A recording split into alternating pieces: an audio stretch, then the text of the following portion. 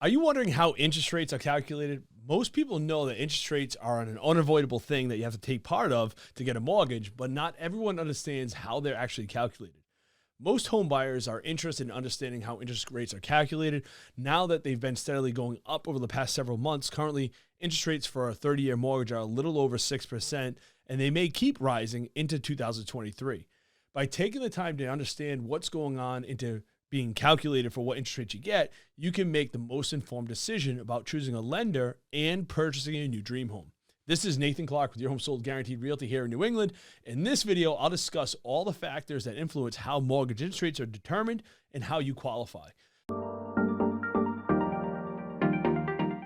If you'd like more real estate advice like this, check us out at nathanclarkteam.com, and don't forget to like and subscribe below. Now, let's get started. First up, let's go over the economic factors that influence interest rates. There are several market factors that determine mortgage interest rates. One of the biggest ones is the bond market, where mortgages serve as financial products traded by investors. This is done through mortgage-backed securities.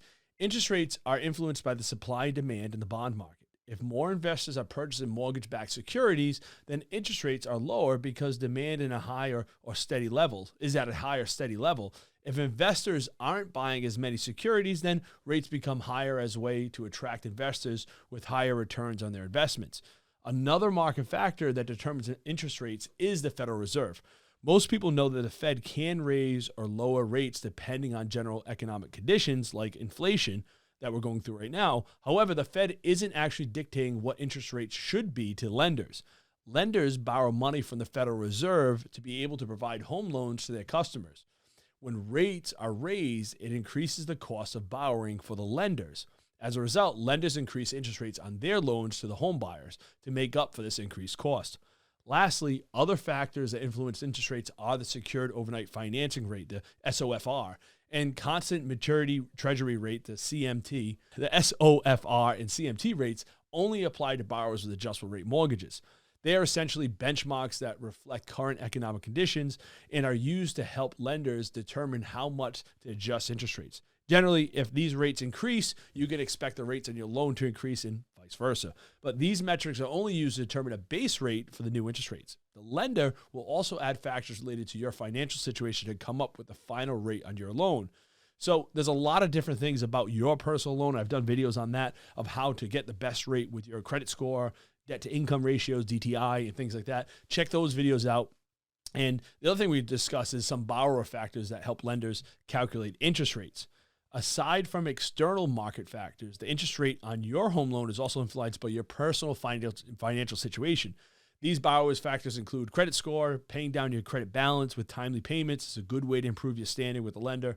As I said, the debt to income ratio, it's generally better to have less debt and a history of making regular payments on your debts. That way you'll appear to be a less riskier for the borrower.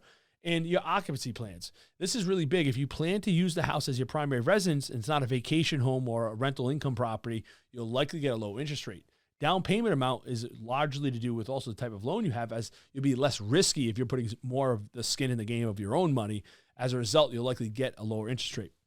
Income stability has a big thing to do with this. We've talked about this in other things, other videos I've done, like things not to do while you're applying for a mortgage.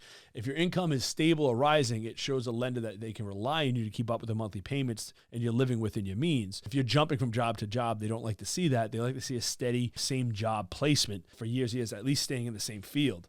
Understanding how rates are calculated can help you make more informed decisions and find the best home loan for your needs, but finding the perfect lender often starts with a realtor. So what I can help you out with, if you ever have any questions, you feel free to give us a call. We've been doing this for over 21 years, very experienced in the market and experienced also with finding good lenders for you when the time is right. So give me a call if you have any questions. Love to help you out so we can work together in the future. If you'd like more information on home buying or learn more about working with our team here in New England, feel free to give me a call at 401-288-3557 or visit nathanclarkteam.com. I'm Nathan Clark, and don't forget to hit that subscribe button below, and thanks for watching.